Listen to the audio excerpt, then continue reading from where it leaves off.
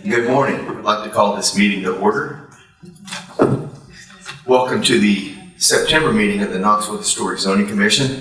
This meeting is broadcast on several TV stations, so please remember to speak clearly and directly into the microphones. Dallas, will you call the roll, please? Yes, good morning. For the record, the Knox County Historic Zoning Commission has no business and will not meet this month. So for the city of Knoxville, Commissioner Blackburn. Here. Commissioner Eason. Commissioner Bradley. Here. Commissioner Fox. Here. Commissioner Hearns. Here. Commissioner Mitchell. Commissioner Randazzo. Here. Commissioner Tillman. Here. Commissioner Webster. Here. That's 7 present. Thank you. At this time, we'll have a swearing in of the speakers. If you wish to speak on an item, please stand now and answer with "I do" to the following affirmation. I solemnly affirm that the testimony I'm about to give shall be the truth, the whole truth, and nothing but the truth. Thank you. We ask that all speakers please limit their presentation to 5 minutes. We also ask that speakers please give their name and address before speaking. Please sign in at the desk by legibly printing your name and address. Appeals of any Historic Zoning Commission's decisions may be made to Chancery Court within 60 days of the date of this meeting. This time, I'd like to have approval of the minutes. Motion to approve. Second.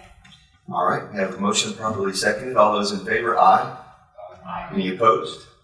All right, thank you. Lindsay, you want to take us into staff reports? So the level 1 COA is issued since the last meeting at 908 Eleanor Street. The project includes the replacement in kind of woodlap siding, repair to existing siding, repair and replacement of any rotten trim with all of it to match the existing materials, design, and size, new wood soffit and fascia, repair to the existing gutters, masonry repointing, and then repair to an existing deteriorated C&D wall that will have a skim coat finish to match the existing. At 925 Eleanor Street, the applicant is installing a metal handrail at the front porch steps and then wooden storm windows.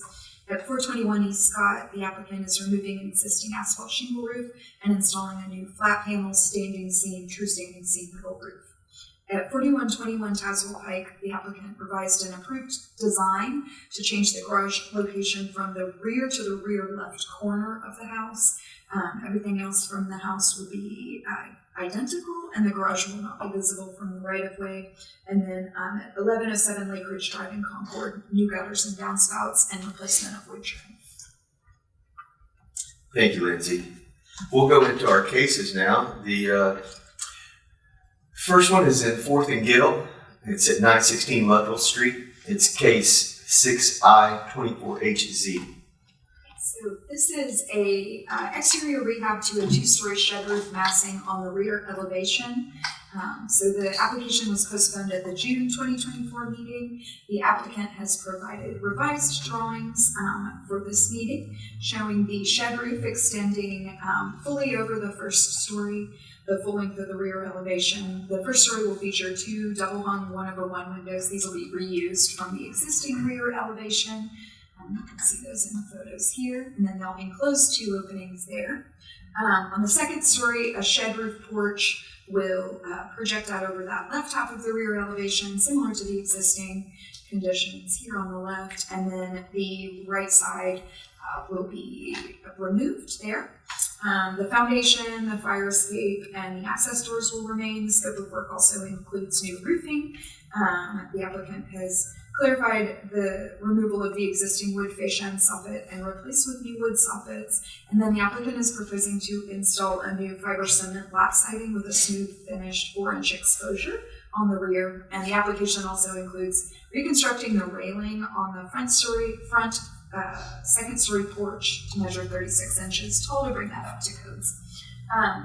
So this application was postponed by the HCC in June 2024.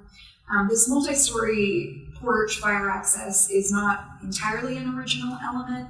There was a 2-story rear massing with a porch visible on the 1950 Sanborn map, but the rear elevation was highly modified. The original configuration isn't evident from any visual evidence.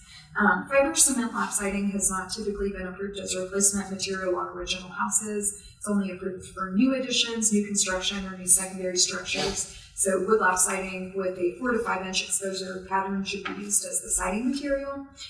These windows proposed to be enclosed are not original and they're not visible from the street, so enclosure is appropriate within the design guidelines. The 2 windows located on the right side will be reinstalled. And then restoring the railing to meet the building code requirements is typically appropriate within the design guidelines, especially when it's most likely not original to the structure. And so the staff recommendation would request a railing detail drawing to be provided to staff for review with balusters set into the top and bottom rails. And the applicant has already responded to that with several different options at the meeting here. We can discuss those. So staff's recommending approval of 6I 24HC subject to the conditions that the wood lap siding be installed instead of fiber cement lap siding and a railing detail be submitted to staff for approval. Thank you, Lindsay. Is the applicant present? Would you like to speak to your name and address, please, first? Good morning, Chuck Massioli, 1492 Twin Coast Drive, Lenore City. Thank you, Mr. Manciello. Would you like to add anything to what Lindsay said? Yes, I would like to respectfully request that we do not use wood siding on the back. It was not original to the structure. Initially, what was there, what we ripped off was vinyl, and putting back wood on that, I think, is going to have not as good cosmetic results and is not going to hold paint. And the problem with that piece is that A, it's not original, so it never had wood siding. So I think that's the strongest argument. Second is just it's the back of the building. Nobody sees that. And third, quite frankly, is it's a very high elevation, and for maintenance, that's going to need to be painted, and it's expensive to paint because you need a lift. So the fiber siding will hold up so much better than wood and look so much better for so many more years. So I think as making neighborhood beautification is going to be a much better cosmetic result in an addition, which probably was a closed-in sleeping porch, is my guess. Okay, thank you. That's fine. Everything else is, I agree, and thank you. All right, thank you. Is neighborhood rep here, or do we have comments? Ms. Wetzel, do you want to speak on this one, or are you here for just the, because I have Aaron's comments, so. Just do Aaron's. I'm not as familiar with this. Okay. Okay, so Aaron Streeter, the neighborhood liaison for Fourth and Gill, has provided some comments. I emailed them, but I'll summarize them briefly. He said overall he agrees with the staff recommendation, has some material notes. He speaks to the fiber cement, or using the wood lap siding or the fiber cement lap siding as a possible incremental improvement, and speaks to the rear addition as a sort of agglomeration, a combination of different additions. It's not clear to determine which of those were original or at least old. And overall, he says he weakly supports staff recommendation and wanted to clarify that the replacement soffit would be wood rather than vinyl. Okay. All right, at this time, we'll open the floor up to the board for questions for the applicant for general discussion. I have a question for the applicant. Where the brick meets this addition, in the photos, it looks like it's almost offset 3 inches or so. Is that what your plan is to go back? Am I just seeing this photo wrong? Travis, I'm not understanding the question. Let me see if I can pull it. So if you look at where they exist, yes, that little, where they meet each other, it's a stair step brick. Yes, It doesn't look like they're exactly flush. Is that correct? they are. They are flush. They have to be to provide a water barrier, so they will be flush. So the existing is all offset a few inches. Is that just bad construction? you think? It's bad construction, and the reason why we're kind of here is the bad construction led to failure of that piece which we took off. It was meant to be, it was not meant to be outside and exposed, and it was just a mess. It was all rotted. So that's it was going to come down one way or another. Is it your plan to add like a piece of almost not a corner trim, because it's not true corner, but a piece of casing so that siding doesn't just end directly into the brick, or run lap siding right into the brick based on the proposed elevation? It'll have a vertical piece. Okay. Yeah. All right. I think that would help. You know, it's pretty clear to see what's what and what's historic, but I think that's a good practice to demarc those two. So we want the best cosmetic result we can. And the wood fascia to be installed in the back, is that gonna be a vented, like with the little 1-bys in the gap? Like existing? For the addition? So, what's up there, what you're looking at is vinyl. Okay, so there was that picture, which was the original picture, what was on there was white vinyl siding. Okay. There was no wood on there. On the top right side, that's vinyl. It looks like that's the original wood. That was all vinyl. Okay. No, there was no original wood on that, at least as far as I know. I mean, was it replaced 20 years ago and they put vinyl on? The vinyl's been there for a good while. Okay. We did not rip off any wood trim. Okay. And Lindsay mentioned you had some options for the front railing. Yeah, so the problem with the front railing is, and I measured it, it's like 30, and the way that porch is constructed, it has a pretty good slope to it to shed water. So if one is out there on a summer's eve and one has a glass of wine and decides to bump into that rail, you're going right over. So ethically, we really want to bring that up to a safe level. And she has, we're just going to basically extend the exact pattern which is there, and then put her top railing on top of that.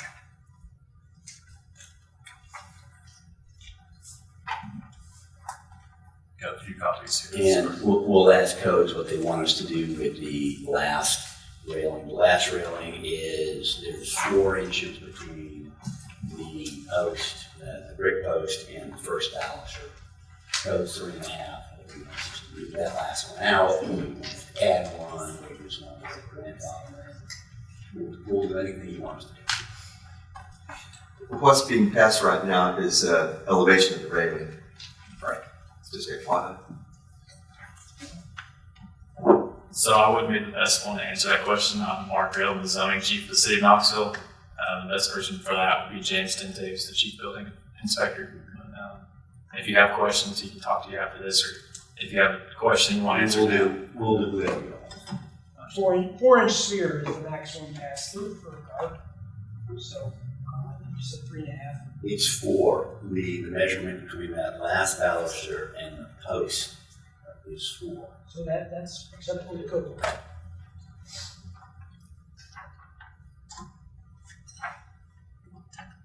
So is your proposal to add another horizontal piece on top of the existing? Correct. Okay. That way we can achieve a safe height. I don't know if I've ever seen that before. I've done the opposite. I've taken off a railing that's too low and added a redundant piece on the bottom, or not redundant, but a repetitive piece on the bottom. But they have different visual appeals. I'm not sure which is better to be opened up. We have a couple of houses over in Victorian Way, and it was the same issue, and we just kind of went up on the interior railing just to keep couch kids from falling over. Yeah, I would think we have a lot more leeway to add more on the top and preserve the existing. I think that would be ideal, but I'm curious what other commissioners think about that.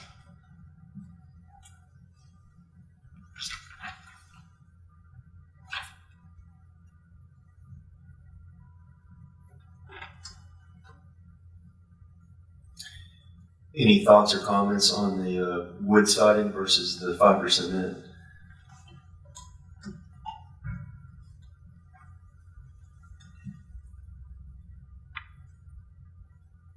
I'm assuming Aaron's comments were in agreement with staff recommendation to use wood instead of fiber cement. He says material. I just saw his email a few seconds ago. Yes, in general, it was in support of the staff recommendation, recognizing that it already is a relatively complicated rear addition.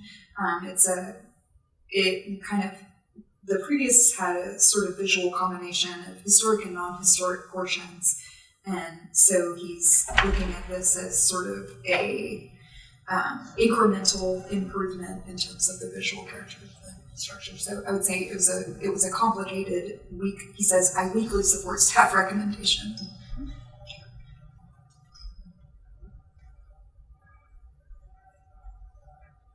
So we don't have any evidence that it was originally wood, is that correct?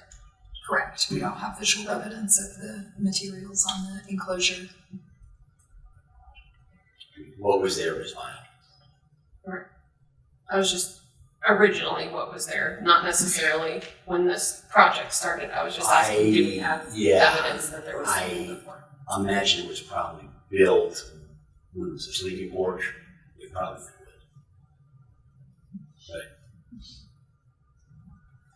Well, just looking at the street view, on the street behind it, there's an empty lot, and it is, at least in this image of the street view, I did not drive by, but it's fairly visible from the rear, because there's an empty lot behind it. So from Eleanor, it is fairly visible, at least from this vantage.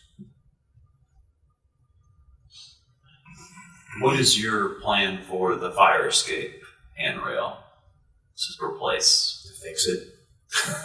Basically. I can't imagine what you would do that wouldn't be in compliance with historic zoning because it is a weird handrail. But can you tell me specifically what you want to look I mean, like? it's a mess right now. It's going to need to be welded and shored up.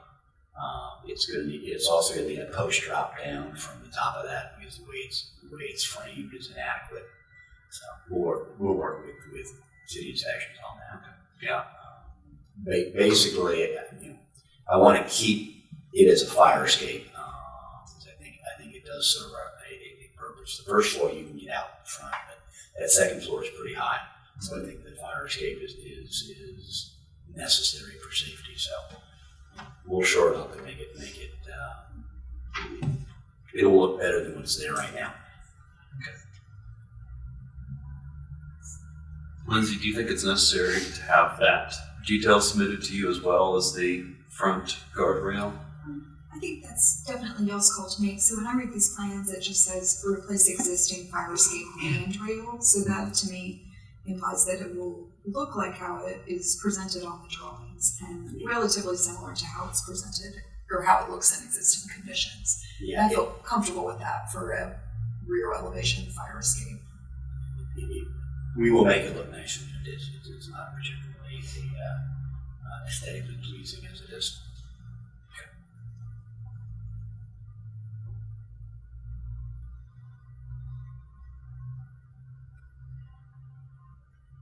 If there's no other comments, I can make a motion. All right, I'd like to make a motion to approve per staff recommendation, including condition 1, wood lap siding to be installed instead of fiber cement lap siding, and condition 2, a railing detail be submitted for staff for approval prior to replacement of the front elevation balustrade.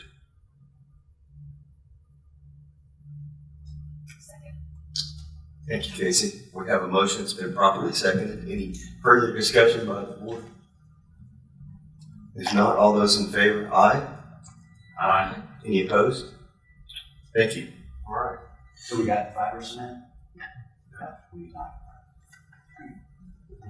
Thank you, sir.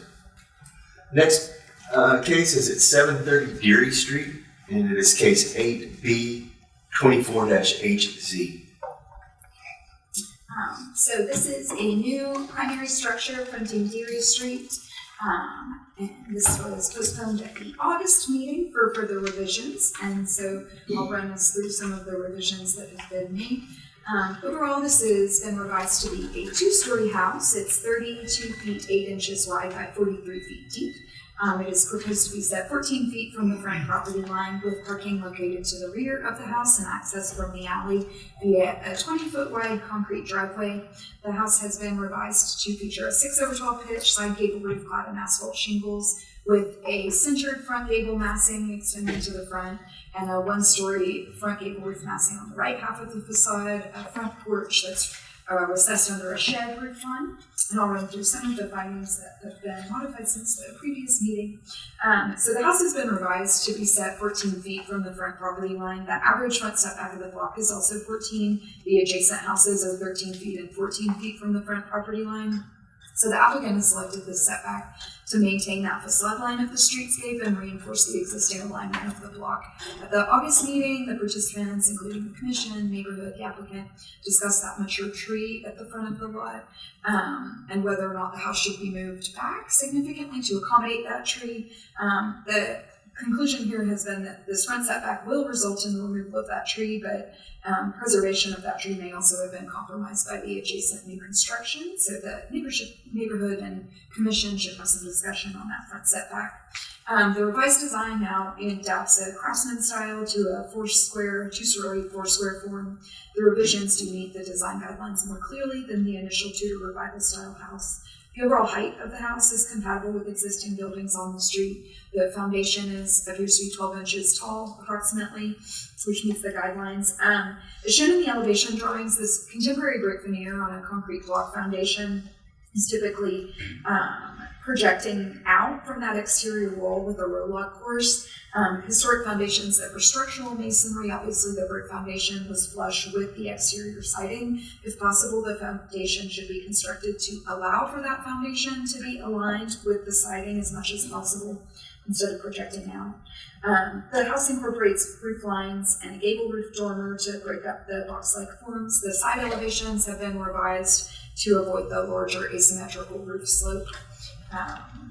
Overall, the design guidelines recommend duplicating the traditional roof shapes and pitches to make houses more visually compatible with the neighborhood. The revised application has a more consistent roof pitch. The complexity is compatible with the neighborhood. There was some discussion among the neighborhood among the 3 gable roof massings and a shed roof porch. So that's an item for discussion. And then overall, the materials meet the design guidelines for new construction in the Fort McGill neighborhood overlay. And there are some additional specifications in here. So the staff recommendation is to approve 8B24HC subject to the conditions that the brick foundation cladding be aligned with the exterior wall as much as possible. The window trim incorporate projecting sills with the details submitted to staff for review. The final window specs and the material specs be submitted to staff for review. And the applicant has already followed up on a tongue and groove wood porch flooring. And then allowing for the discussion on the proposed front setback with respect to the tree. Thank you, Lindsay. I see the applicant's here. Will you give us your name and address, please? Chad Taylor, 11409 Michigan Center Drive. Thank you, Mr. Taylor. Do you have anything to add to Lindsay's comments? She did mention tongue and roof porch floor, and it's actually ceiling. And I will ensure that the siding is flush with the brick veneer. The only other thing that I can suggest would be that their mention was hardy soffits. Hardy soffits versus vinyl soffits. And of course, shutters are removed of the roof pitch. As she mentioned before, I just need some guidance on the setback that's proposed, as I do think that if anything is less than 25 feet, the tree could potentially experience some trauma, and it may not live. So that's just something to think about as well. Okay, thank you. And also that I did have a chance to go to the neighborhood meeting as suggested by the panel here, and I did incorporate the majority of their suggestions. Good, thank you.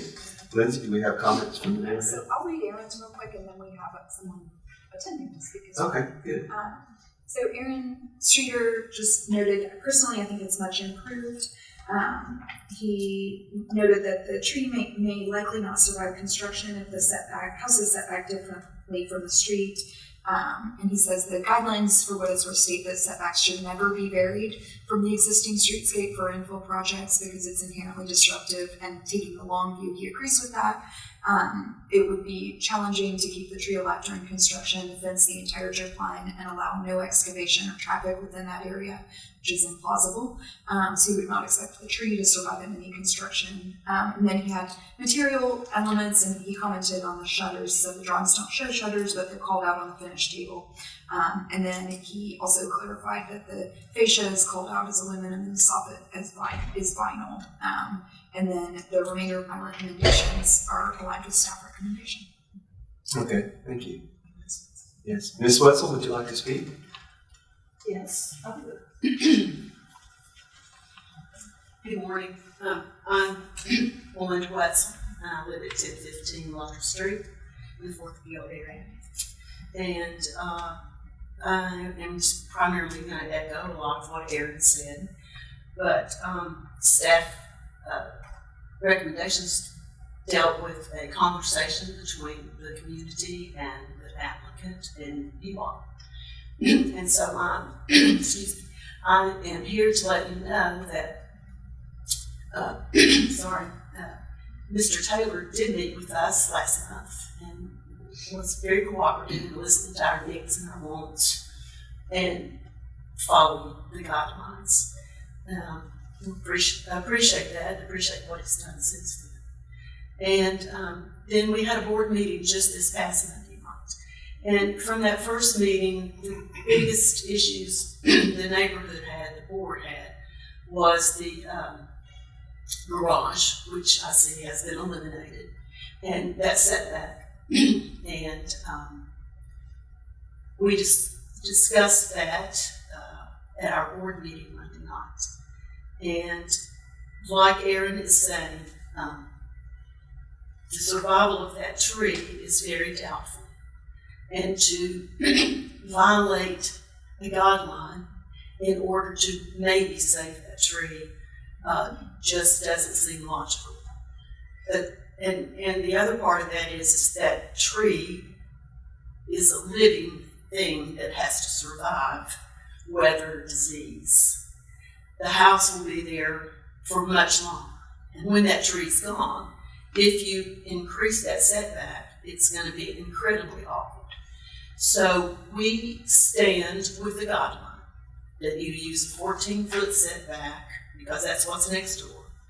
And are really hanging our hats on the recommendation that never violate the existing setback. And we hold firm with that. I would throw out one other thing, and that is Deary Street may be, well, it's certainly one of the most beautiful streets in the neighborhood. It's canopied and just lovely little houses headed down it. At the end of Deary Street, though, when it hits 4th Avenue, there are 4 vacant lots, soon to be developed. And if this setback got altered, I'm pretty sure those developers would expect their setbacks to be altered. And we don't want to see that happen. We want to keep that setback for the pattern and the historic nature of all of it. And so we agree with staff recommendations, but want to let you know that we want to follow the guidelines, keep the setback in appropriate. That's the best way to put it, appropriate. Do you have any questions? Thank you. Thank you, Ms. Wetzel. All right, at this time, we'll open the floor to the board for questions, discussion. Any questions for the applicant? I have a question for the applicant. What do you think of condition 1 by staff about the brick cladding being in line with the siding? Do you have a plan for that or thoughts? Essentially, I would just move the seal out and run the lap down flush with oil, probably an inch over to allow for proper drain. Okay. I was just talking with an architect yesterday about a different project, and this issue, furring out the siding, that's an option. I would eliminate the row lock.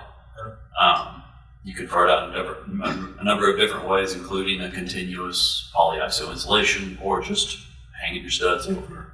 There's a lot of ways to do that, but I think that's very important here. Sure. And then I wanted to ask about the trim materials. Are you proposing wood? On the front porch, Okay. they're cedar wrap. So, you mean the posts themselves, or just the trim and the gables? They would be one by of some sort of hardy, smooth hardy.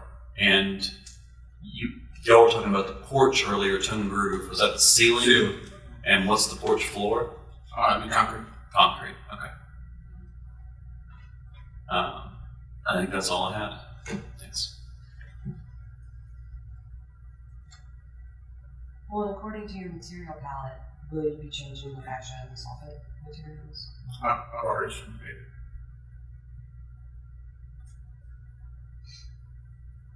Yeah, Jennifer, that was confusing me too.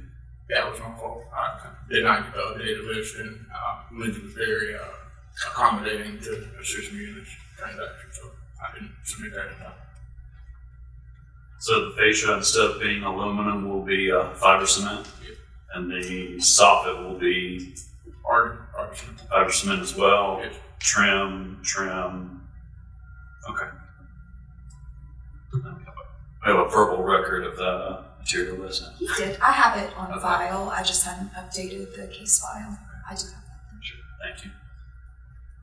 On the last sheet, it calls out the shutters being board and batten. Are you planning to put shutters on the There's hood? no shutter. They've been removed. Okay. That was also in the reflected materials list. There's nothing in the staff recommendation that addresses the proposed setback. Where is that? So it is not, because what he has shown in this site plan is what would be approved. Okay, thank you.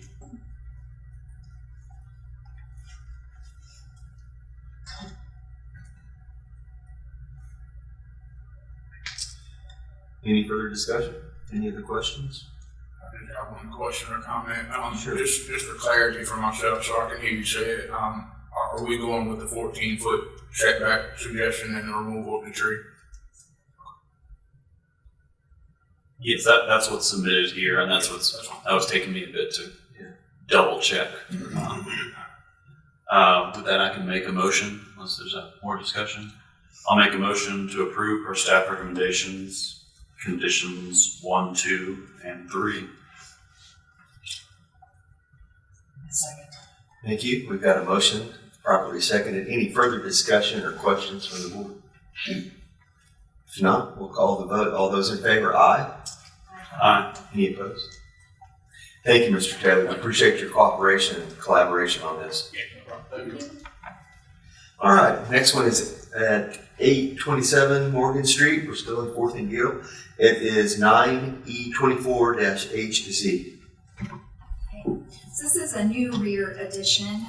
The existing shed roof addition will be removed, and the new addition will feature a front gable roof, clad in asphalt shingles with a pitch and eave overhangs and detailing to match the existing. The addition will be clad in lap siding with a 4-inch exposure. The application includes a poplar wood lap siding or a hardy lap fiber cement siding there. The house will feature, or the addition will feature a concrete block foundation that's barge coated, and the addition features 4 new wood casement windows with custom wood trim and window sills, and then there is a stoop and steps made of wood with a handrail as well. So all of this work is concentrated on the rear elevation, which is not visible from the right-of-way, and the removal of the non-historic rear addition is appropriate within the design guidelines. The proposed addition has a roof, overall design features, including materials that are all compatible with the existing character of the house. In terms of the wood or the hardy cement fiber, or the hardy fiber cement lap siding, this is a new addition, so smooth finish fiber cement lap siding has been approved for new additions in 4th and Gill. And the addition will be differentiated from the house sufficiently via the new materials and the placement. So the staff recommendation is to, you can see the footprint here. The staff recommendation, and there's a railing detail, is approved as submitted. Thank you, Lindsay. Is the applicant here? Would you like to speak? Sure. Sean Martin with Open Door Architecture, 1121 Elmore Street. Thank you, Sean. Before you speak, if you wouldn't mind, if you'll answer I do to the following affirmation. I solemnly affirm that the testimony I'm about to give shall be the truth, the whole truth, and nothing but the truth. I do. Thank you. Go ahead. I think Lindsay covered it really well. Because the addition's on the back, we would like to do a parch coat, sort of full brick on the foundation, mostly for cost reasons. The windows, she has specification information on those. They're wood exterior, wood interior, push-out casements with retractable screens. We're reusing the old back door And the question we had, the house is 4-inch reveal wood lap siding. We've used both new 4-inch reveal lap siding, and then of course prices recently have been all over the map with wood siding, and so when we do the pricing exercise on this, we were going to look at both hardy, smooth finish, 4-inch reveal, and the wood, and that's why I put both of those materials on there, just so we can go with the least expensive option. That's really all I have. Okay, thank you. Thank you. Comments from the neighborhood, please. Aaron Streeter had no additional comments, agrees with the approval as submitted. All right, open the floor up to any questions or discussion.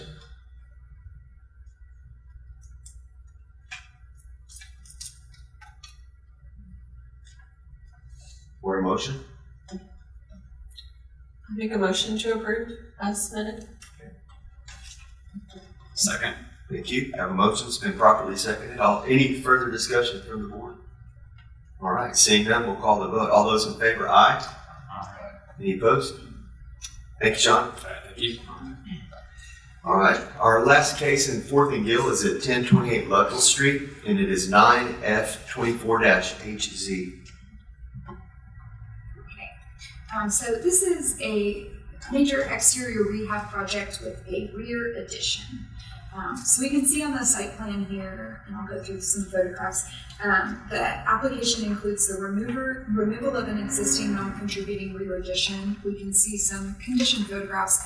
It's this massing here that's being proposed to be removed. It was a porch and then has been enclosed with siding and has a failing foundation there. You can see it in the photographs as well. And then the applicant is proposing to construct a new addition and expand the footprint of that addition. And it will have a gable roof clad in asphalt shingles, an exterior of fiber cement shingle siding, and a perch-coated CMU foundation. The addition will feature 2 new double-hung windows, flanking a secondary access door, and a new 10x8 wooden deck with aluminum balusters. In terms of the exterior rehab scopes, the application includes the removal of the existing windows other than the decorative diamond, well, that one's already been removed.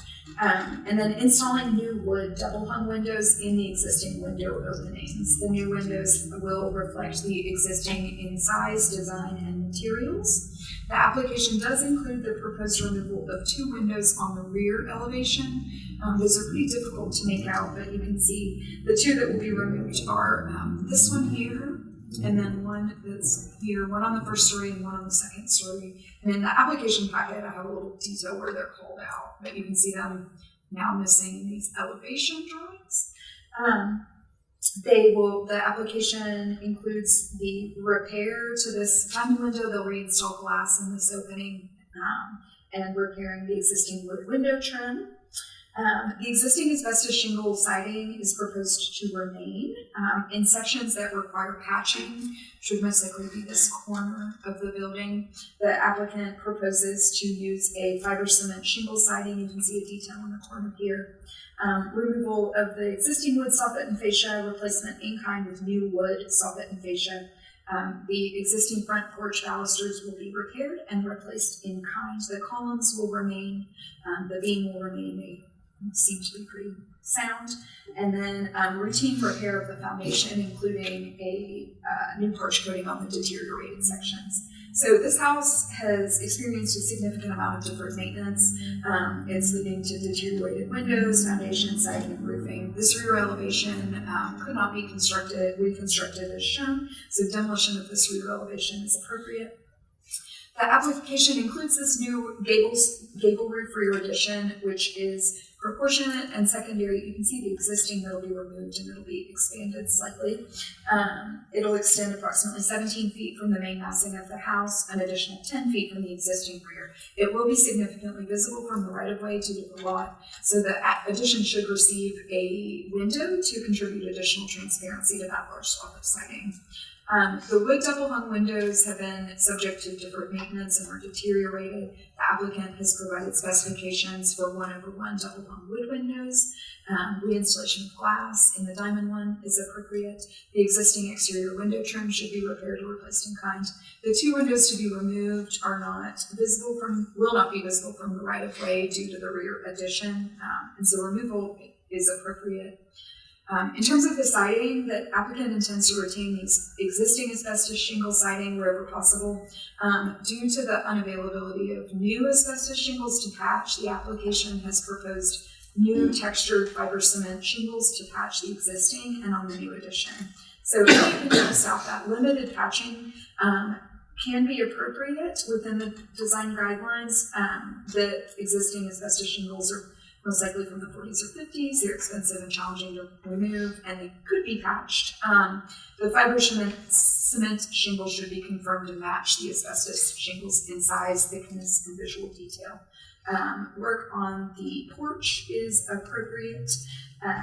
If the porch railing has to be reconstructed, the applicant should submit a final detail to staff for approval. So staff's recommending approval, subject to the conditions that the left side of the rear addition receive 1 window for additional transparency, exterior window trim to be repaired or replaced in kind, the new fiber cement shingles to match the existing in size, thickness, and detail with measurements provided to staff, the new porch railing use tongue and groove wood instead of decking, and the new front, that's the flooring, and then the railing be submitted to staff for review.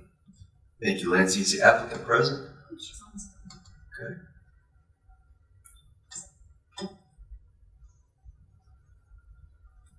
The applicant was intending to join via Zoom, but I do not see her. Okay. Can we have the neighborhood comments, please? Yeah. Ms. Wetzel, did you want to talk on this one? If you do, you can.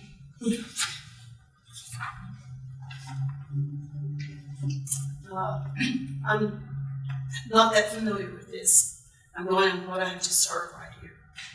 And that house is right across the street like this from me, so obviously it'll be an improvement. This is the first time you could actually see that house in 30 years I've lived there. So for the staff recommendations, as I have read them just here today, I don't see any reason to not approve those. It looks good. Thank you. All right. I have one note from Aaron Streeter. So he generally agrees with staff recommendation. He does note that the guidelines direct that historic windows be retained and repaired if possible. And so he notes that the application does not include information of the windows deterioration. The applicant did include kind of a video in there, but I might not have called that out as clearly enough.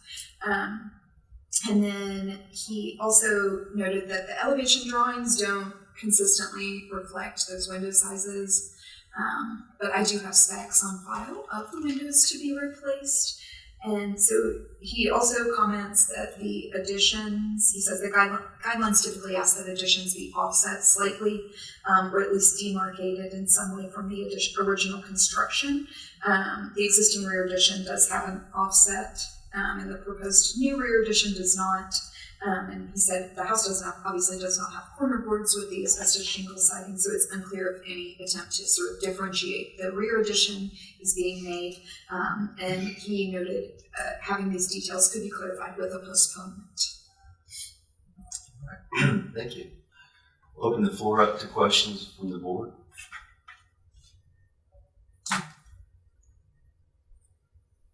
I have a few questions for the applicant, and honestly, I would like to move to another case in case they can come back via Zoom. That's a little out of the ordinary, but that would be my preference, or they would pop on right now.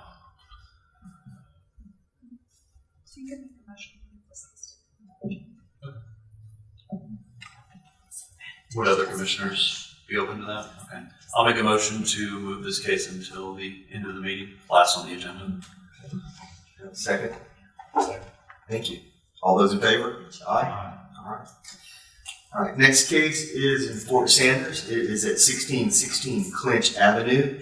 It's case 9D24HZ. Okay, so this is a revision to the previously approved COA. The facade now includes a prominent access ramp. And so you can see it is a new concrete accessibility ramp that will originate from the sidewalk. And you can see in the side elevations here, it is relatively large in elevation. The ramp exterior, and yes, so we can run through those elements here. So the overall exterior rehab was reviewed by the HCC in June and July 2024. And so due to the size of the duplex and the number of bedrooms in each unit, this project has to adhere to building code requirements for fire separation and accessibility. So the access ramp is required due to the structure's existing foundation height, including that full basement that we can see here, and the location of the accessible parking spaces, which is in the application packet. The existing conditions require that access ramp to lead to the front. There was a smaller ramp on the 1610 Clench Avenue that's approved administratively. It doesn't constitute an addition. It doesn't require modifications to the facade. The new ramp just exceeds the scope of what can be approved administratively. It is large in size. It will result in almost 14 feet of additional projecting depth on the left side. It's also substantial in height and will obscure the original porch foundation. It's proposed to be constructed of concrete. In the opinion of staff, if it could be clad in brick to match the existing foundation, it would reduce its visual impact. The railing should also match or be compatible with the materials or design of the existing porch railing. So staff's recommending approval of 9D24HC, subject to the condition that the ramp be clad in brick veneer to match the foundation and feature a railing compatible with the porch. Thank you, Lindsay. Is the applicant present? Good morning. Morning. Brian Dennison, 110 West Sunset Hill, Knoxville. This has been a challenging ramp to make coherent in the project.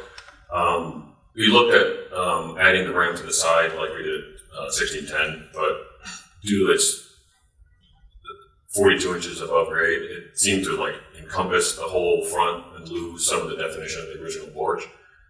So we pushed it to the front and then kind of did our best to make it flow with the landscaping and minimize the front projection to the street, to the sidewalk.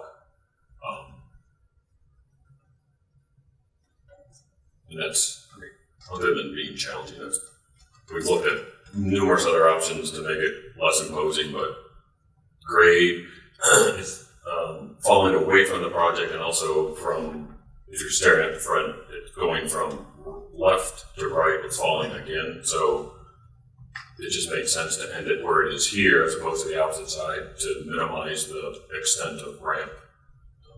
We needed at least 47 feet of ramp to make up the grade difference to be code compliant.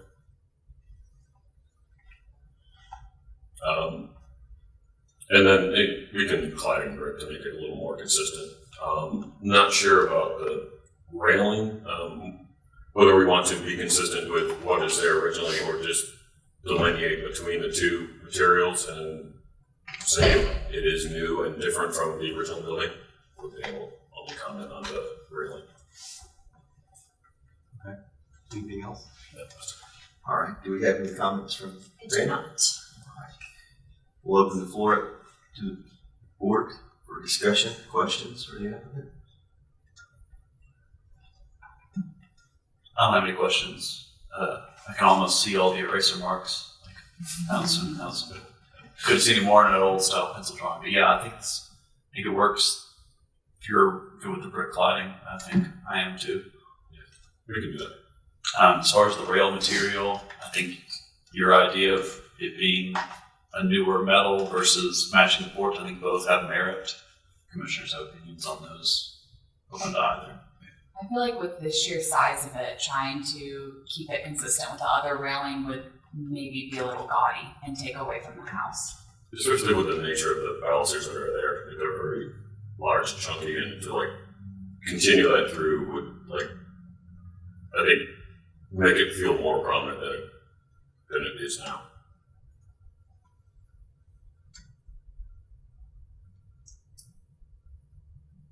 Any other questions? Simply out of curiosity, how many bedrooms are in there that kick this into? There'll be 18 total, 9 on each side.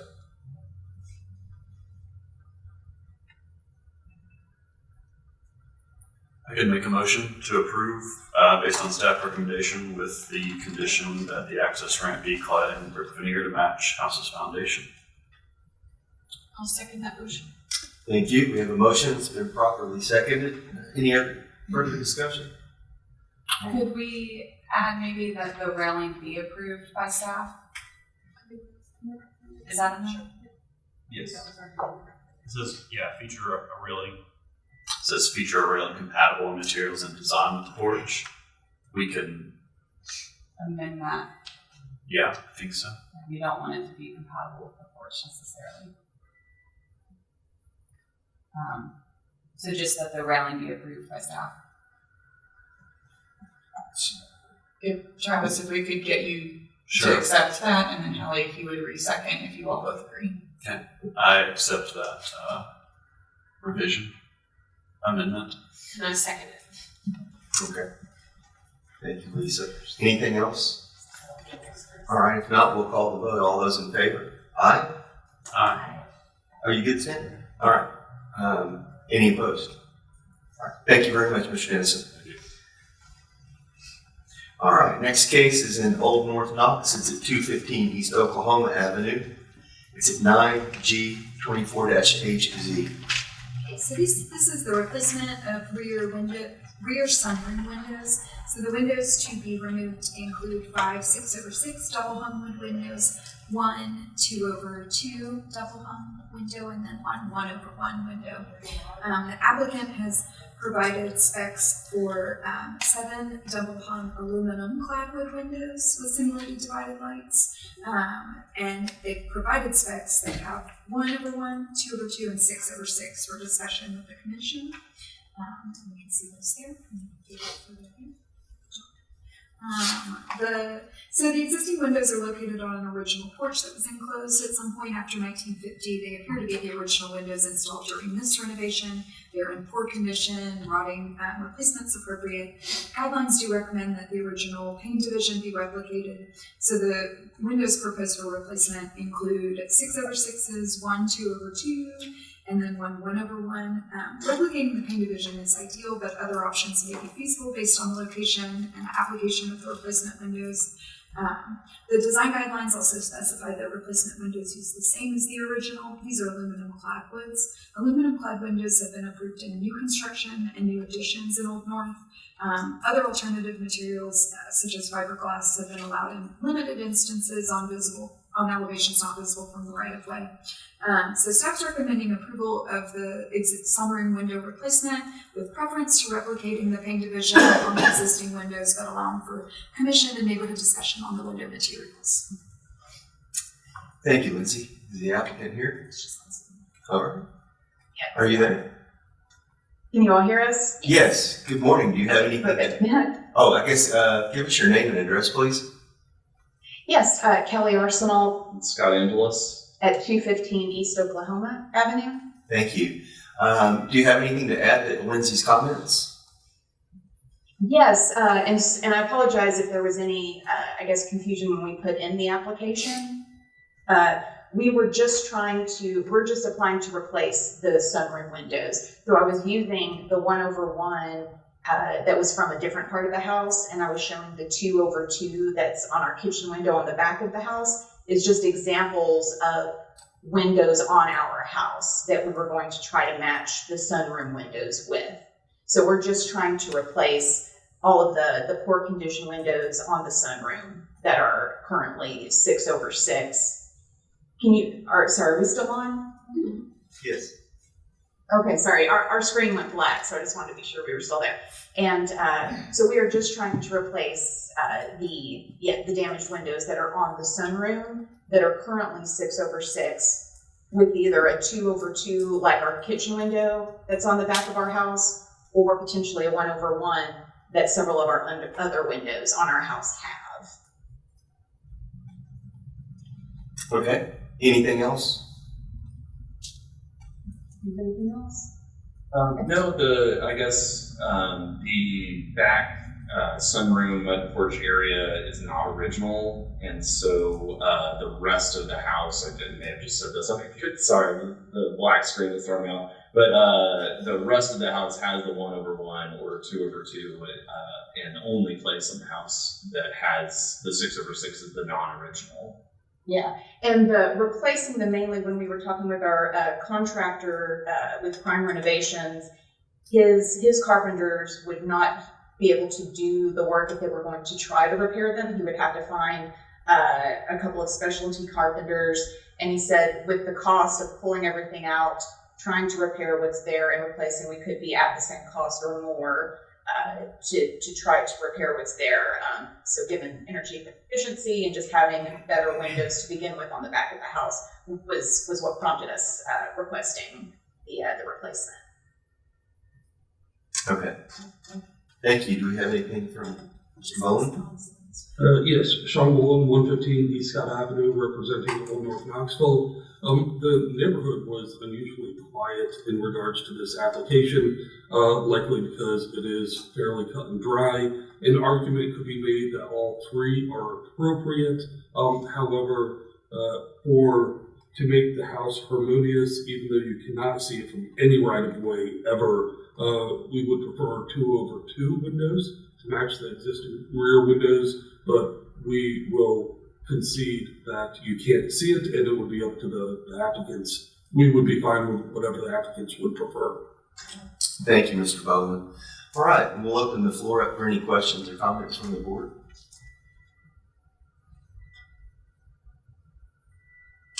As he said, this is pretty cut and dry, so if you want to go right to a motion, we can. It's awfully biasing to include a photo of your dog in the application. Past that.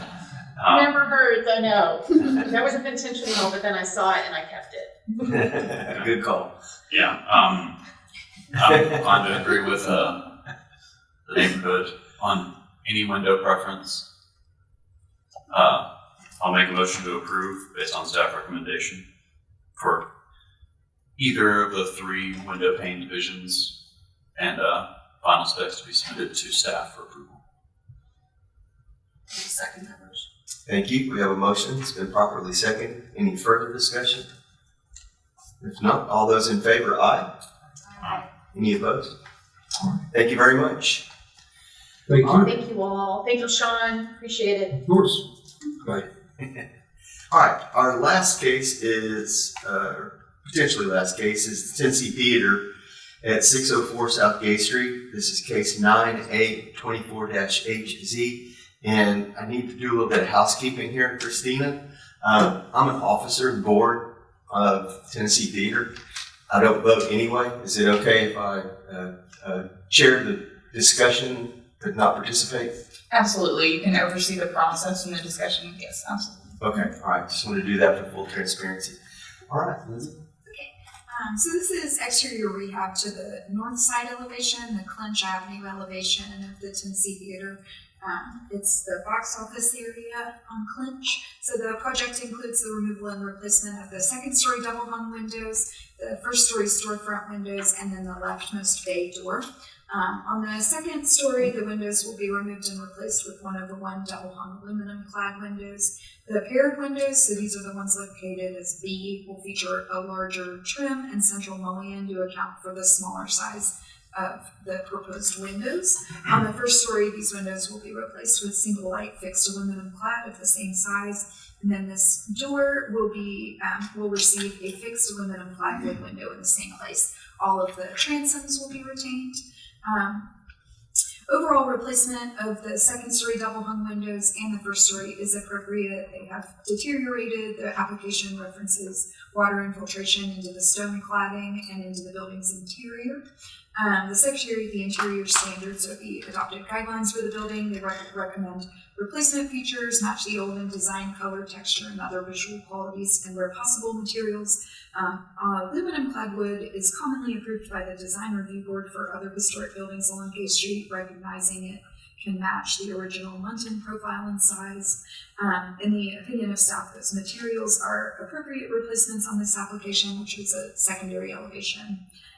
The replacements proposed for the second story are smaller in size than the existing, and they would require the installation of additional trim. And there are some number measurements in there. The Secretary of the Interior Standards discourage replacing original or historic windows with new that have different mounting profiles, trim, or overall sizes.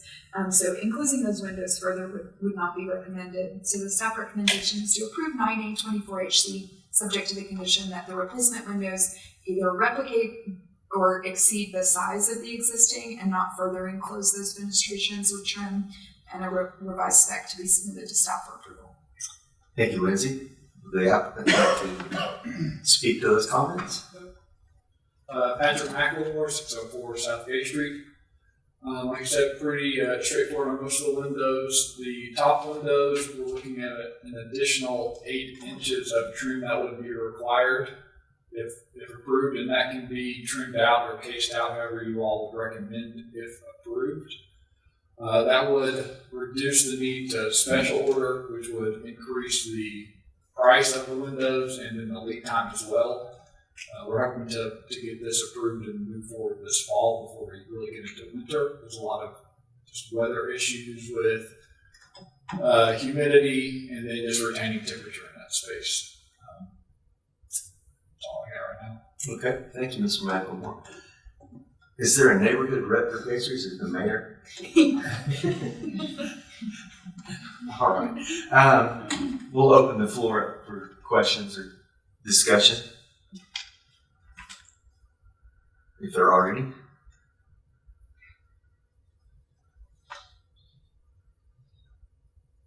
No? Okay. Entertain a motion. I actually do have a comment. My overall thought is, given that this is a individual landmark, that we do follow Secretary of Interior standards, and that would be in alignment with the staff recommendation.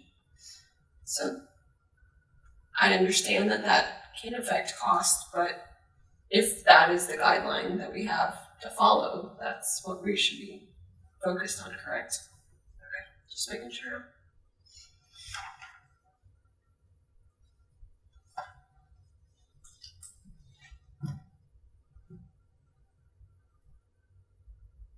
I'll make a motion to approve per staff recommendation. I'll second. We have a motion that's been properly seconded.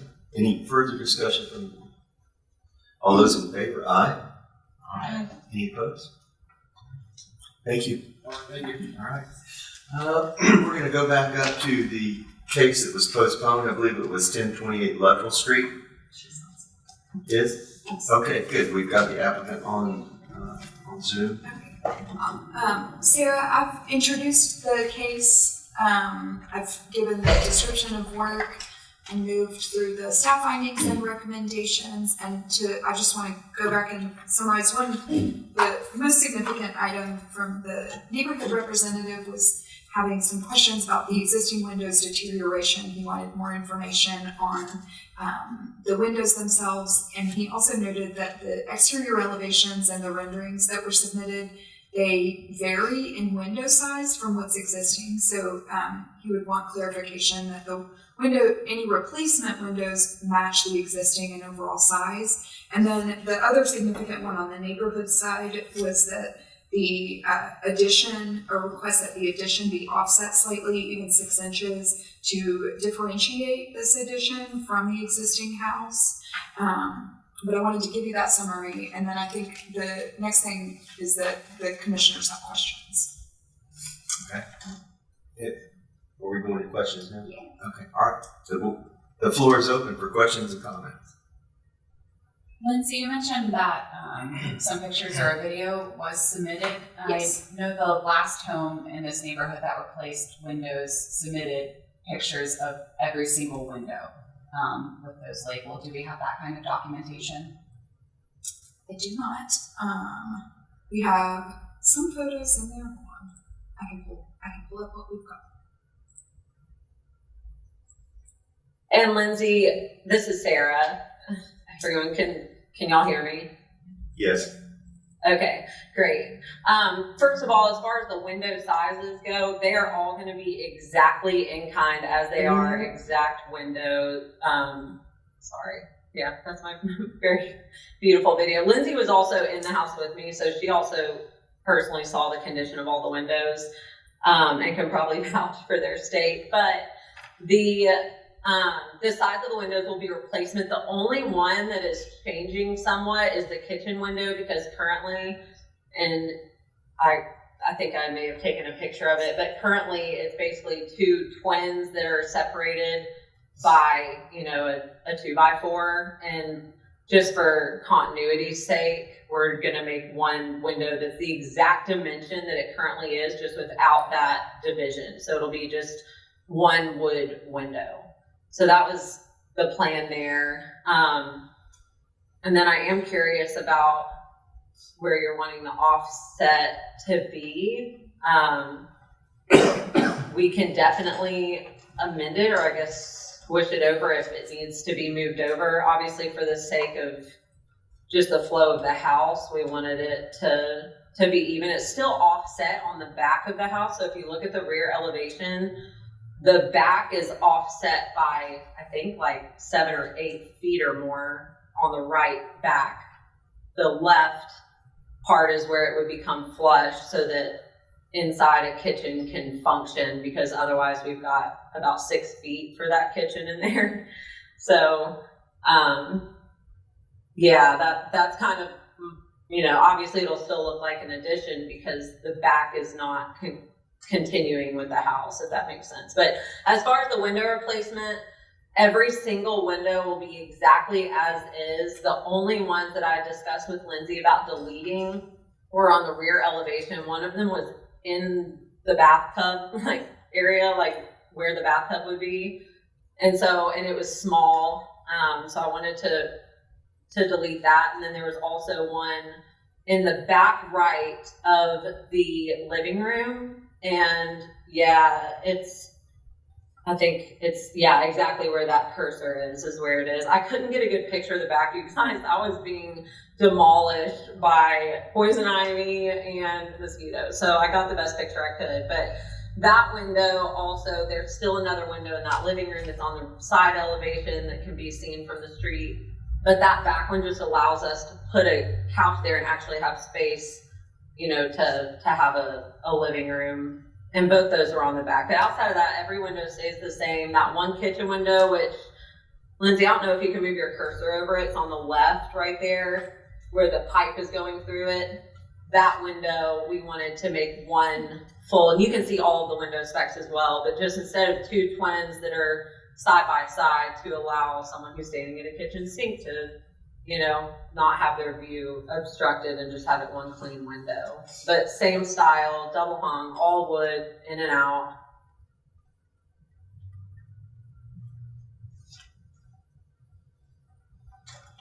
Does that answer any questions?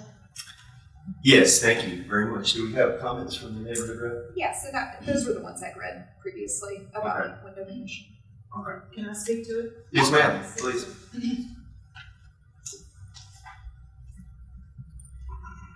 I agree with Aaron on the setback for differentiation. That, if I'm correct, that whole side is sitting next to a vacant lot, and it is very visible from the street. And I just think it would enhance that side if that back moved in. I don't know. I'll leave it to the architects how much, but I agree with that, and I would like to see that added to staff recommendations. All right, thank you, Ms. Woodson. I just want to add, there's a few ways that you could differentiate where that is, whether it's a setback or, in this particular case, if you're continuing the same siding material and there isn't really corner boards, it would seem kind of odd to have a corner board there. But there are other ways that you could crack that nut other than losing square footage. I would definitely prefer that option, and I'm willing to make whatever, you know, I guess almost decorative changes that would need to be made to differentiate those.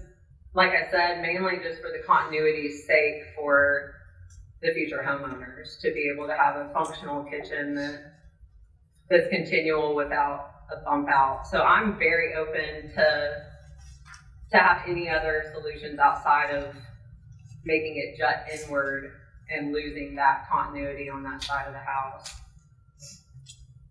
At this point, we have like 6 different concerns. You know, is it better for it to be revised and come back to us as opposed to? I mean, at that point, you know, it's a significant, especially that would be a significant kind of change. And I think that was the neighborhood representative's concern was, should this come back for revision? Was that stated in his? I also don't see like specific dimensions. She mentioned changing the kitchen windows to a picture window, and that's not clear in the application. Oh, it should still be a functional window. It's not a picture window. It's still a double hung.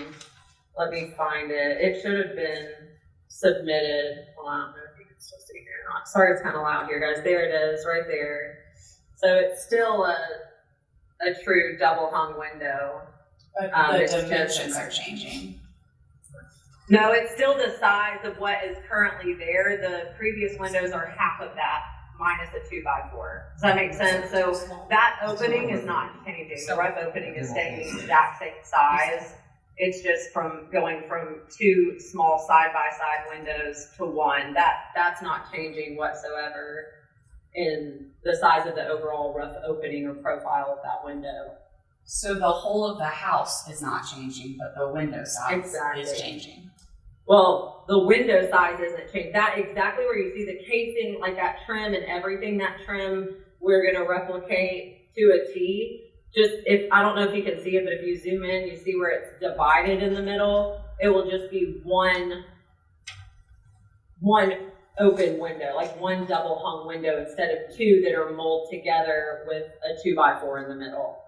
It will still have, like, nothing about the dimensions of what you see right now on the outside from that trim will change whatsoever. It'll just be that middle 2x4 will be removed and it'll be 1 double hung window instead of 2 that are cased together. But the opening size will not change whatsoever. The location will not change whatsoever at all. Does that make sense? I understand what you're saying. I don't think there's any historical significance for 2 singles next to each other compared to a double. I think it's probably just whoever put those windows in had a deal on singles and put us in the middle. Just assuming. Turn off the mic. I'm also inclined to agree with the offset, even 6 inches, even if it disrupts the interior programming. It's a really standard practice we encourage for additions. It's possible a material change could make this happen.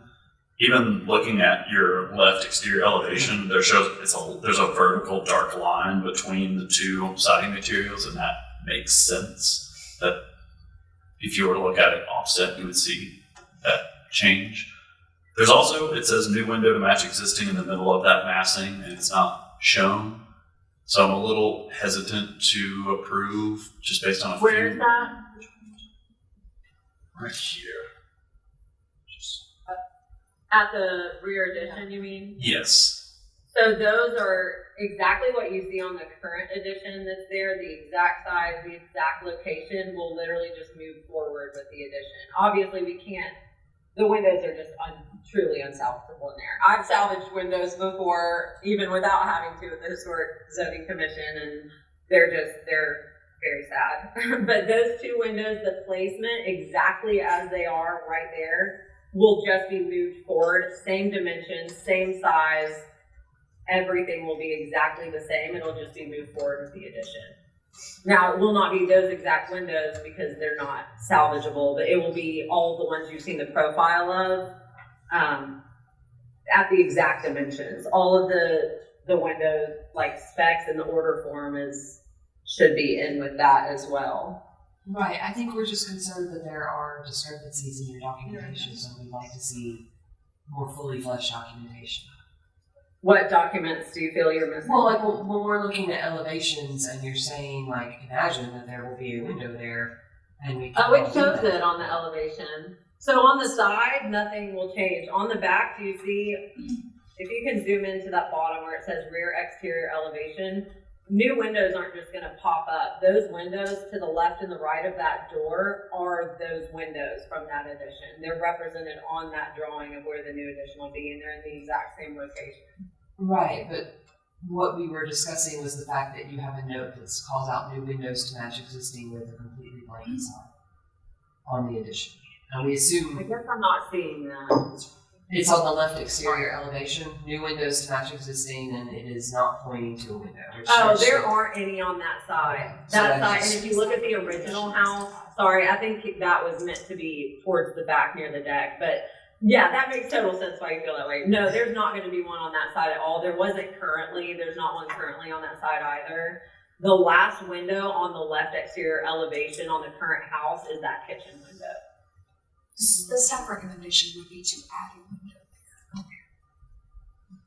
there. Oh, okay. Well, I can add a window there. And the ISO elevations also don't match as well. The ISO elevation shows that kitchen window right at the addition line, which that would be a huge structural change for that window. Oh, yeah, well, it won't be moving. It was really hard to document that stuff. Like, that window's staying. We're not patching any of that siding around it or anything unless it's severely damaged. So that window, all of the current window placements are staying exactly where they are. The only ones that will change are the two that we've requested to be deleted on the rear elevation, and then those two on the back elevation are just bumping out. So technically they're moving out 10 feet, but they're staying in the same location as they are currently, just moving with the addition. And I can definitely add another window on that left elevation in what will be the dining room. I don't mind that at all, if you feel that that will look better. I have another question from the front elevation. How tall is that entablature? It's hard to tell in your photos of the existing because it's a shadow, but this thing looks huge. Yeah, it's hard to tell, but those windows are the same dimensions. Like, you'll see it on there because those are all like true replacement window sizes. They're the same dimensions as the windows beneath them on the front. Actually, most of the windows through the house are the same. So I would say they're like around 50 inches-ish tall. I need to look it back up to see the dimensions of the windows. And it may be, I mean, they fill that area like almost exactly. So it's not deep, if that makes any sense. It's an EPDM roof on the bottom of that like bump out underneath that tablature. Yeah, exactly. Because it's flat, obviously. So yeah, I mean, I don't have the dimensions for it, but mainly because we weren't changing it. But I do have the dimensions of the window, which will give perspective to the size of it. Sorry for the confusion. I was referring to the wood, I assume it's wood, between the columns, above the columns. If you look at the front. Oh, yeah. The beams, those are in great shape. We just plan on sanding them and painting them. So okay. They're the only items on that front porch that are devastated so far, because we haven't really been able to dig into it, is the floor system on the porch, which will have to be, fixed. Obviously, it's caving in, like, for sure. Which you can kind of see on the front right part as you walk, even the sidewalk. I'm so sorry, you guys. We're about to leave the beach and there are planes flying by. But on the side, and obviously all of those balusters as well, and I talked to Lindsay about that, they'll be replaced in kind where they have to be as well. So we're not changing really anything about the porch at all outside of painting it and fixing the floor system. We're put tongue and groove on the porch ceiling. Did that answer your question? But that beam is in great shape, so we plan on saving that. It's one of the only things in good shape on that. I think, yeah. Actually, all of that is to say, though, that your documentation could have been more straightforward. I mean, simply a note, retain existing beam or entablature, new balusters. There's a ton that isn't on your drawings that you're verbally telling us you're going to replace in kind, you're going to do this, and it starts to become more and more like we would prefer to see exactly what is existing to remain versus what we're So did you look at the porch details where it says the porch will need some repair, but all columns are intact, as are beams? And then the balusters will need to be redone, but will be exactly as is. I feel like that was pretty straightforward, but this is only my second house in the historic district, so maybe this will be a good learning experience as to the specificity that you would require. Was that not sufficient? The fourth detail you said? Under porch detail. She's referring on to that written on description. the thing right there. I've tried being very specific, but I can definitely, I guess, improve. You don't want. I think I know they aren't to you. what Jennifer is speaking to is the commission has we have a small appetite for kind of handshake agreements that we discuss via microphones, but when inspectors are out in the field verifying work is completed, they don't need to watch a 30-minute video of us discussing what it's supposed to be. They need to be able to refer to drawings that say and have dimensions showing this is going to be this, it's going to be this. Okay, sorry, I guess that since I wasn't changing any of the dimensions whatsoever on the porch, I didn't know that I was having to do that since it was staying as is basically. So I apologize for that. I'm a little confused what I should add next time, but I can definitely be malleable. This may have been discussed already and I missed it. In the last page of our packet, number 12, we got 2 blue circles in the rear elevation. Okay, those are. Oh yeah, those were where those were the windows that I'm proposing that we would be able to delete are. So one of them, the one at the top in the middle, is currently exactly where the bathtub will be. So obviously it's not a window I'd prefer to keep, not only for privacy's sake, but just for moisture retention. That's a window I would like to delete. It's a small bathroom. And then the window at the bottom left was the window I was proposing in the living room to be deleted. So there's one room for a couch, like one wall for a couch. Because there's currently, like, there's one on that right elevation in that living room as well. So those are the 2 windows I was proposing deleting on the house.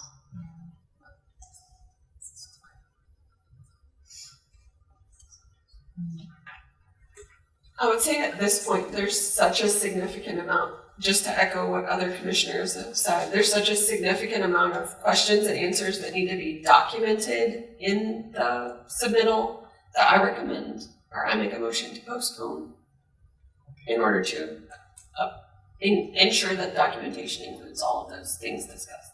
I second that we need clear delineation of we're not asking you to go back to an architect and, dash in some windows where the window deletions are, but be very clear about what is being demolished and what is being added, what's being retained. Because so I'm assuming I'll get a detailed, itemized list from you on what you need clarity on, because to be fully transparent, I've met with Lindsay, we walked through the whole property. I've had a lot of anxiety because I just want this to be perfect and right, and I feel a burden to, to honor the history of these houses. I also spent quite a bit of money on my draftsman to even draw this up. So obviously it's kind of discouraging that things were missed, because I took, notes through, our whole walkthrough and tried to be over the top, but clearly I wasn't. So I would definitely appreciate some very specific guidance on what you're wanting revised in this. And then, like I said, if I'm gonna, have complete resistance from the neighborhood on keeping that side flush, then obviously I have no option but to change it if that's the only, inset it however many inches is appropriate. Obviously, I would appreciate to be able to differentiate it in a different way, but if not, then, I'm obviously willing to work with you guys on what you feel is best to honor the house. But yeah, I guess I would appreciate some more specific guidance as to what I was missing and what you would like to see that I have not been able to answer here today. I'm happy to work with you after this. That's typically not the commission's immediate responsibility, but I can do that. Okay, that sounds great, Lindsay. And then obviously on top of that, my hope would be, because obviously time is money, I've already been sitting on the house for a month. would be that I'm not having to wait till the October HCC meeting. So hopefully at least you have enough of what you see now. My prayer would be that I could get on this as soon as possible to make these changes to satisfy what you guys are confused about, so that it could have approval, so I'm not waiting 3 months to start a project. Okay, yeah, we hear your concerns, and I think you've heard ours as well. Lindsay said that she would work with you, and we appreciate your collaboration. We've got a motion on the floor to postpone. It's been properly seconded. Do we have any further discussion? If not, let's call the vote. All those in favor, aye? Aye. Any opposed? All right, thank you very much. Yes. All right, one last thing before we adjourn. Commissioner Casey Fox has been with us for how many years now? 5. And in honor of her service and recognition, we would like to give her this plaque and thank her for everything that she's done. She's been very faithful and a good servant to the Historic Zoning Commission. So, Casey, we'll miss you and thank you so much. Thank you. I'll miss y'all too. Thank you.